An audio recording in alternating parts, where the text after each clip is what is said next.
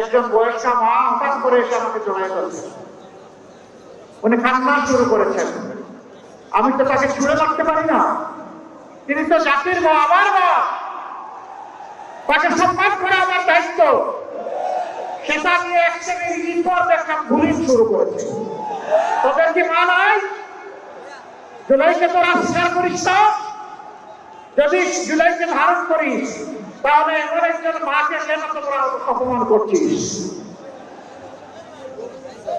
সম্মানিত বন্ধুগণ, এখানে যুবকরা আছেন, আমরা স্পষ্ট কথায় বলছি, কোন যুবকের হাতে কোনো বেকার ভাতা আমরা তুলে দেব না। আমাদের যুবকরা বেকার ভাতা খাওয়ার জন্য লড়াই করে নাই, তারা লড়াই করেছে তাদের কাজের অধিকার পাওয়ার জন্য। আমরা প্রত্যেকটা যুবকের হাতকে